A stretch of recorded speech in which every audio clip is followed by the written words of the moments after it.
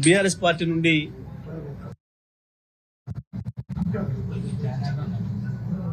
శాసనసభ సభ్యులుగా ఎన్నికై 23 ఎన్నికలు ఆ తర్వాత బీఆర్ఎస్ పార్టీకి రాజీనామా చేస్తున్నామని చెప్పకపోయినప్పటికీ కాంగ్రెస్ పార్టీలో చేరి పార్టీ ఫిరాయించిన 10 మంది శాసనసభ్యుల పైన మేము ఏదైతే స్పీకర్ గారు చర్య తీసుకొని వారిని అనర్హులుగా ప్రకటించాలని చెప్పి వారిపైన మేము కంప్లైంట్ చేసినాము. చట్ట ప్రకారం నడుచుకోవాలని చెప్పి మేము ఏదైతే స్పీకర్ గారిని కోరినామో ఆ విషయానికి సంబంధించి స్పీకర్ గారు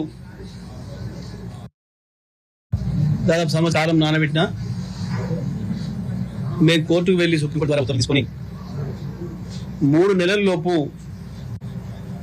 స్పీకర్ గారు దీనిపైన నిర్ణయం చేయాలని చెప్పి సుప్రీంకోర్టు ఏదైతే ఉత్తర్వులు ఇచ్చిందో దానికి లోబడి స్పీకర్ గారు ఈ మధ్యన ఒక 15 రోజుల క్రితం వాళ్ళకి నోటీసులు ఇవ్వడం, దాంట్లో కొంతమంది మళ్ళీ స్పీకర్ గారికి సమాధానం చెప్తూ సరే మేము అమాయకులం, మాకేం తెలియదు అని చెప్పి, మాకు ఇంకా కేసీఆర్ గారి పైన విశ్వాసం ఉంది, బీఆర్ఎస్ పార్టీ పైన నమ్మకం ఉంది అని చెప్పి ఏదైతే సమాధానాలు ఇచ్చిండ్రో దాన్ని మళ్ళీ మాకు స్పీకర్ గారు పంపించి మేము ఎవరైతే పిటిషనర్లు ఉన్నామో మాకు అవి పంపించి దీనికి మీరు ఇంకా ఏమైనా రిజైండర్లు ఉన్నాయా, మీరు గతంలో ఏదైతే కంప్లైంట్ చేసిండ్రో ఈ శాసనసభ్యుల పైన వీరు ఈ రకమైన సమాధానం చెప్పిండ్రు, మాకు మీరు ఇంకేమైనా చెప్తారా దీనిపైన అని చెప్పి వారు ఇచ్చిన సమాధానం కాపీని మాకు పంపిస్తూ 3 రోజులు గడివిస్తూ మీ సమాధానం చెప్పండి, ఇంత మించి గడువు కోరే అవకాశం కూడా లేదు అని కూడా వారు చెప్పాను. సరే సుప్రీంకోర్టు తీర్పు ఇచ్చి 3 నెలలు దాటింది, 3 నెలలు అవుతుంది. వారికి గడువు కూడా చాలా రోజులే ఇచ్చిండ్రు, కానీ మాకు సమాధానం చెప్పడానికి మాత్రం 3 రోజులు గడువు ఇచ్చి 3 రోజులలో చెప్పాల్సిందే అని చెప్పాను. అయినప్పటికీ కూడా మేము 3 రోజులలో స్పీకర్ గారు ఇచ్చిన గడువు లోపే మేము సమాధానం తయారు చేసినాం. మరి నిన్న ఆదివారం కాబట్టి మేము తీసుకోలేము అని చెప్పి వారి సెక్రటేరియట్ చెప్పింది. వారు బెంగళూరులో ఉన్నారు, అసిస్టెంట్ సెక్రటరీకి ఇవ్వండి అని చెప్తే ఈరోజు వచ్చి స్పీకర్ గారికి అసిస్టెంట్ సెక్రటరీ ద్వారా మేము సమర్పించాం. ఏంది దీనికి ప్రజలందరూ చూస్తున్నారు, వాళ్ళ నియోజకవర్గ ప్రజలకు తెలుసు, రాష్ట్రంలో ఉన్న ప్రజలందరికీ కూడా తెలుసు, మీడియా ద్వారా చూస్తున్న ప్రపంచంలో ఉన్న ఇక్కడ ప్రజలకు కూడా తెలుసు వారి భాగవతం అంతా కూడా. కానీ ఇప్పటికీ కూడా మేము పార్టీ మారలేదు. మేము ముఖ్యమంత్రి గారి నియోజకవర్గ అభివృద్ధి కొరకు పోతే ముఖ్యమంత్రి గారు మేము పోయినందుకు గౌరవించాలి కాబట్టి మా మెడలో 3 రంగుల కండువా కప్పిండు, అది జాతీయ జెండా రంగులున్న కండువా, అది మేము కాంగ్రెస్ కండువా అనుకోలేదు కాబట్టి మేము ఏ తప్పు చేయలేదు, మాకు ఇప్పటికి బీఆర్ఎస్ పార్టీ పైన విశ్వాసం ఉంది కాబట్టి మమ్మల్ని సభ్యులుగా కొనసాగించండి అని చెప్పి పాపం 100 ఎలుకలు తిన్న పిల్లి యాత్ర పోయిందన్న పద్ధతుల్లో వారి అమాయకత్వాన్ని నిరూపించుకునే ప్రయత్నం చేశారు. అది చూస్తే కనీసం ప్రజలు నవ్వుకుంటారు, ఆ నియోజకవర్గ ప్రజలు నవ్వుకుంటారు. వాళ్ళని చూసి ఎదురుపడితే కూడా ఎవరికైనా ఎట్లా ఉంటుంది మనం ఈ సమాధానం రాస్తే అన్న ఆలోచన కూడా లేకుండా ఎంతమంది కళ్ళు కప్పుతారు. మీరందరే సాక్షులు. ఆ ఒక్కరోజు కండవ వైపు ఊకోలేదు కదా. ఆ తర్వాత అనేక కాంగ్రెస్ పార్టీ సమావేశాలు పోయారు. ఓకే, మరి చూద్దాం కొన్ని.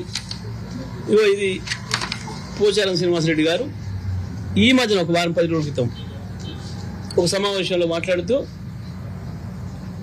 మాట్లాడుతున్న ఎమ్మెల్యే పోచారం శ్రీనివాసరెడ్డి, స్థానిక సంస్థల ఎన్నికల్లో కాంగ్రెస్ పార్టీ జెండా ఎగరేద్దాం. ఇది కూడా తప్పేనా? మీడియా తప్ప? మొత్తం ఒక్కరంటే ఏదైనా పొరపాట్లు వినొచ్చు.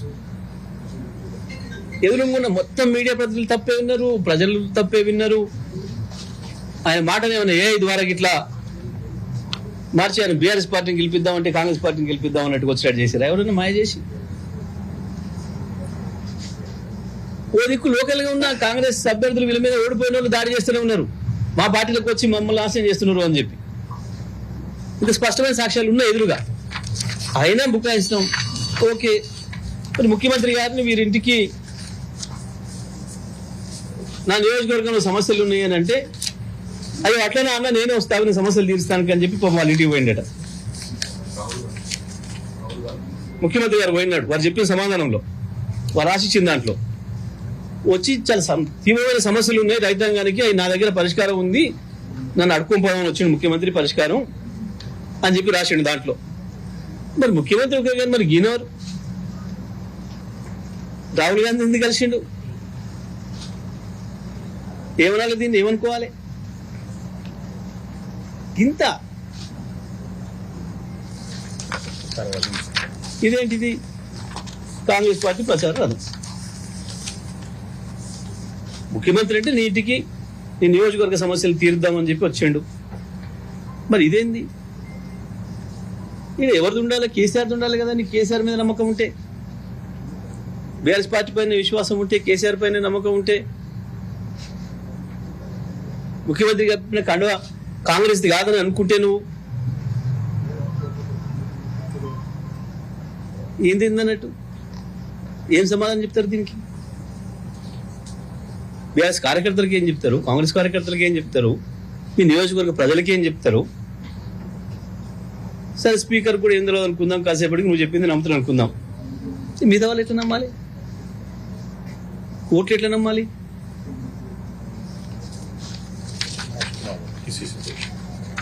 మరి వారిని అంటే అభివృద్ధి కలుస్తుంది, వీరిని ఎందుకు కలుస్తుంది? PCC ప్రెసిడెంట్ అయినాక మహేష్ కుమార్ గౌడ్ కలిసి అభినందనలు చెప్పిన ముచ్చట ఏమన్నా వీటిని?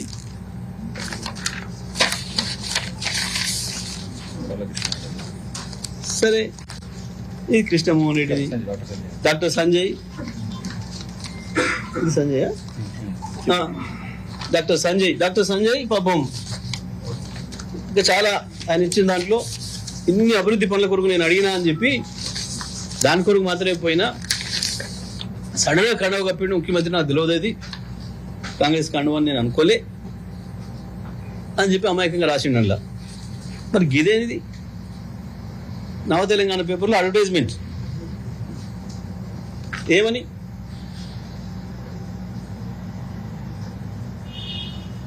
వినాయక చవితి శుభాకాంక్షలు. వీళ్ళు ఎవరి పేరు ఉండాలి? ఎవరి ఫోటో ఉండాలి? కేసీఆర్ ఉండాలి కదా. బీఆర్ఎస్ పైన విశ్వాసం ఉంటే, కేసీఆర్ పైన విశ్వాసం ఉంటే కేసీఆర్ ఫోటో ఉండాలి కదా. గీడ ఉంటే ఇక్కడ కేటీఆర్దో, హరీష్ రావుదో, ఆ జిల్లా నాయకులు గంగుల కమలాకర్తో వాళ్ళది ఉండాలి కదా. మరి వాళ్ళ ప్లేస్లో ఎవరి ఉన్నాయి? సోనియా గాంధీ, రాహుల్ గాంధీ, ఖర్గే, ప్రియాంక గాంధీ, ఇప్పుడు ఇన్ఛార్జ్ ఆమె పేరేంది, మీనాక్షి, బట్టి విక్రమార్క, మహేష్ గౌడ్. ఇదా బీఆర్ఎస్ పార్టీ పైన విశ్వాసం?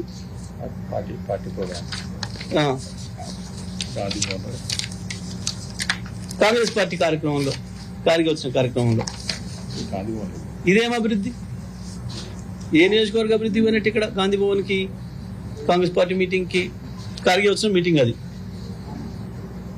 ఏమనాలి వీటిని? గాంధీ భవన్ లో బహుశా ఇది మీరు గాంధీ భవన్ చూసిన ఐడియా ఉంటుంది, ఇది ఈ ఫోటో ఎక్కడ దిగిందో. ఇవన్నీ సరే, ఇలా అందరు ఎట్లా ఉన్నాయి?